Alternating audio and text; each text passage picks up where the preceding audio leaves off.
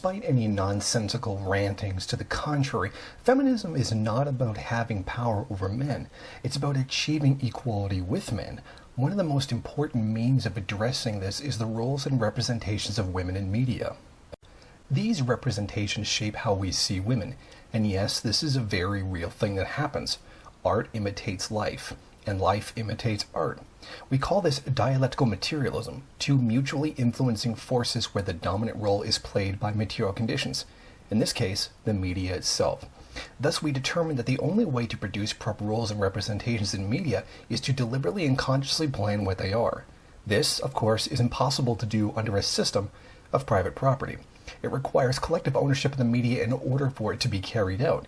In other words, you need socialism. In both the Soviet Union and China, the media was deliberately planned with certain social objectives in mind. This is not much different than capitalism or feudalism.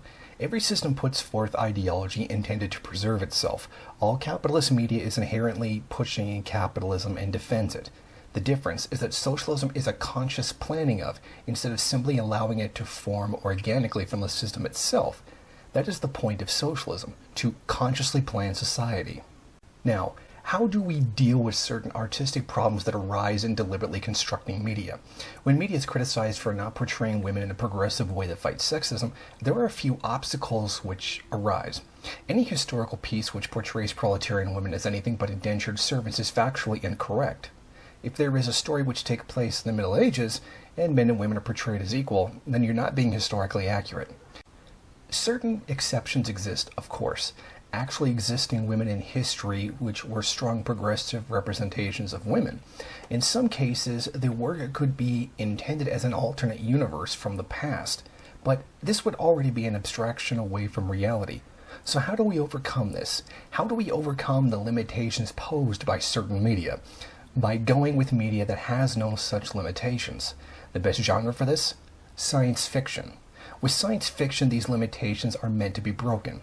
It's intended to break free from the binds which encircle other genres. Some of the most socially challenging works of all time were carried out with science fiction. This genre has the potential and the power to show us what we can achieve, what we can accomplish. Where can we go? How can we mold the future? What wild new ideas can we investigate? It allows us to transcend petty entanglements and stale ideas of bourgeois society, particularly now that they are no longer playing a progressive role. The Soviets did it right. They did science fiction very well. The greatest era of the genre was a period during the Soviet Union. It had the full support of the Communist Party because it wanted to portray the future, shaping it, molding it, not dwelling on a reactionary past. This isn't just my opinion. The history of science fiction considers the Soviet times to be the golden era of the genre. Even Western writers such as Jules Verne, Arthur Conan Doyle, and even H.G. Wells particularly, were mainstream popular in Russia. Science fiction books from the 1920s included science predictions, adventure, space travel, often with a hue of working-class agenda and satire against capitalism.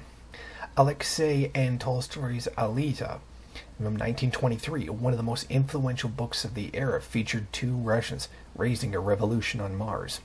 Tolstoy's Engineer Garin's Death Ray from 1926 follows a mad scientist who plans to take over the world, and he's eventually welcomed by the capitalists.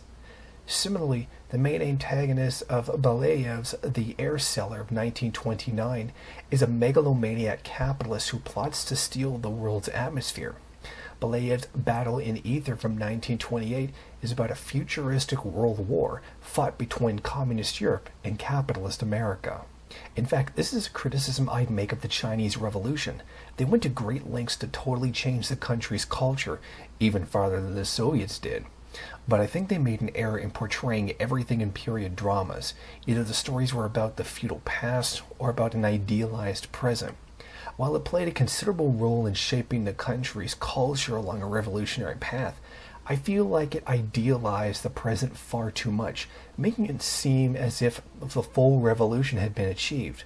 I would much rather portray the future as idealized, as a goal to reach, not something we've mistakenly believed we have. I say this as a criticism of the one I love. It is far better to idealize future possibilities than to idealize the present as being something that is already accomplished. But getting back to the main point, science fiction is the way to go if you really want to challenge ideas and build theoretical models for the future.